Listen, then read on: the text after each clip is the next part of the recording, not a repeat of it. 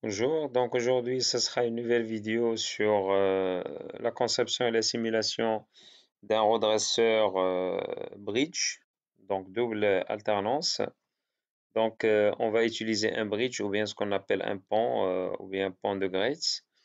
Donc là on va créer un nouveau projet, new project, donc je vais donner un nom, donc je vais l'appeler bridge.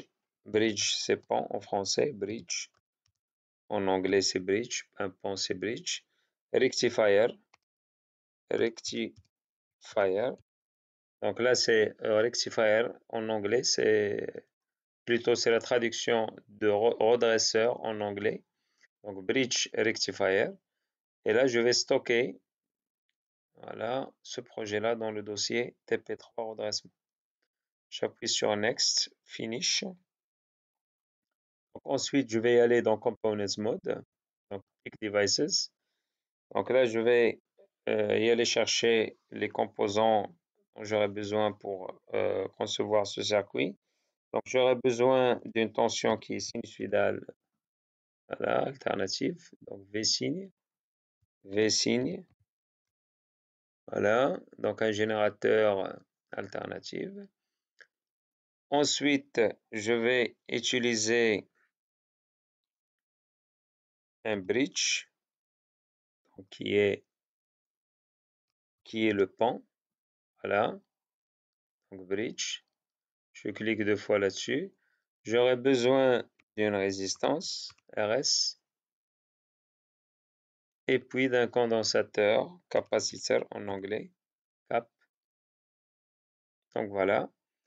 Donc une fois j'ai les composants, donc maintenant je vais placer le bridge, le pont. Je vais zoomer là-dessus. Donc il est composé bien sûr de 4 diodes, comme vous pouvez le constater. Voilà. Ensuite, je vais placer le générateur de tension. Donc je clique deux fois. Bon là, je vais utiliser amplitude, par exemple, de 100 ou bien 120. Prendre une fréquence de 50 Hz. Voilà. Là, je vais connecter le bridge à mon générateur de tension. Voilà. Donc après, donc je vais placer une résistance de charge. Voilà, pour récupérer la tension redressée. Donc ça, c'est la masse. Voilà. Là, je vais placer la masse ici.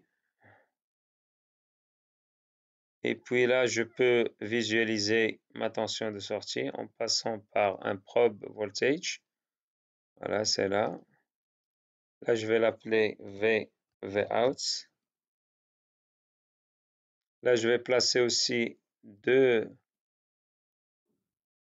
Donc, je vais placer deux probes, Vin1. Et là, c'est Vin2. Donc là, je peux récupérer les deux potentiels. La différence entre les deux potentiels, ça me donne la tension sinusoïdale V1 que j'ai définie. Donc, on verra tout à l'heure au niveau simulation comment on obtient ça. Donc, ensuite, là, je vais placer un graph mode analogue. Voilà.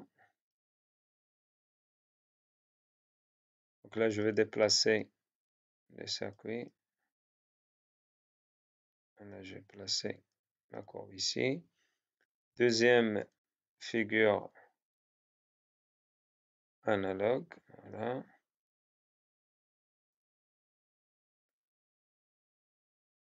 Donc là, je vais placer la tension de sortie ici. Je clique à droite. Là, je vais changer le titre. Je vais l'appeler tension redressée. Là, je vais prendre 0,05 par exemple. Voilà, ça c'est la tension redressée. Et là, ici, je vais l'appeler tension d'entrée. Tension d'entrée. Donc là, il n'accepte pas les accents. Tension d'entrée, 0,5. Voilà. Et là, je vais cliquer à droite pour définir la tension d'entrée. Donc la tension d'entrée V1, c'est quoi? C'est Vn1 moins Vn2. C'est le potentiel Vn1 moins le potentiel Vn2. Donc Vn1 moins Vn2. Donc là, je vais changer le plus ici par moins. Et là, je vais l'appeler tension V1. Ça, c'est ma tension V1. Voilà, donc je valide ici. Donc je clique à droite, je simule. Donc regardez, donc là, vous avez une tension qui est sinusoïdale. Donc l'amplitude, c'est bien 120, moins 120, 120, moins 120, c'est ce que j'avais défini tout à l'heure. D'accord? Voilà, avec une fréquence est égale à 50 Hz. Donc là, je peux réduire voilà, le stop time. Je peux prendre ici, par exemple, 100 millivolts, pardon, millisecondes. Donc là, je relance la simulation. Regardez, donc là, pour améliorer l'affichage. Donc c'est bien une tension qui est sinusoïdale, 120 moins 120, etc. Et puis là, la tension redressée, je simule. Donc là, la même chose. Là, je vais réduire le stop time. Je vais prendre à 100.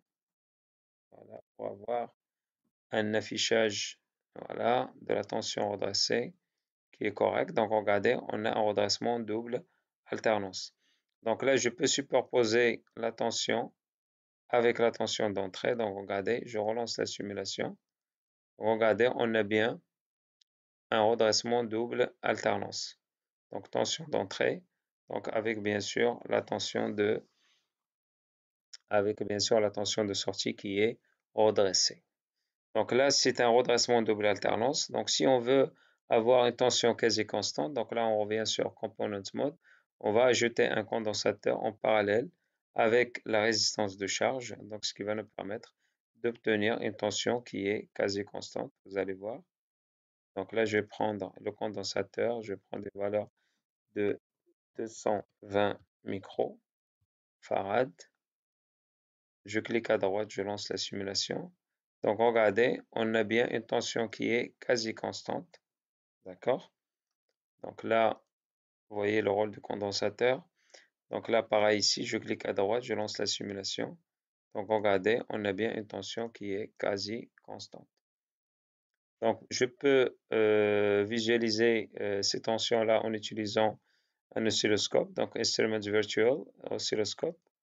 Donc là, je clique ici, voilà. Et puis à partir de là, je peux prélever voilà, le signal de sortie de cette manière-là. Voilà. Et là, je lance la simulation, regardez. Donc là, logiquement, j'utilise juste une seule chaîne ou bien channel. Je vais mettre en off les trois. Donc regardez, ça c'est la tension redressée. Par contre, là, il faut faire attention. Il faut être en mode DC. Donc vous cliquez ici, vous ramenez le 0 au centre. Puis vu que la tension elle est très élevée, de l'ordre de 120 volts, donc là je vais changer calibre. Voilà, regardez. Donc là le 0 il est là. Regardez votre 0 elle est là. Une division de 3, 4, 5, 6. 6 fois 20, ça nous donne 120 volts. Donc la tension elle est bien quasi constante. D'accord? Donc ça si vous voulez l'afficher en utilisant bien sûr l'oscilloscope. Donc ça c'était grosso modo rapidement voilà, une petite simulation du système de redressement utilisant un pont de diode, donc ce qu'on appelle pont de Gray aussi, donc qui permet d'obtenir une tension redressée au début de l'alternance et par la suite en utilisant le condensateur, donc on peut rendre la tension quasi constante. Merci pour votre attention.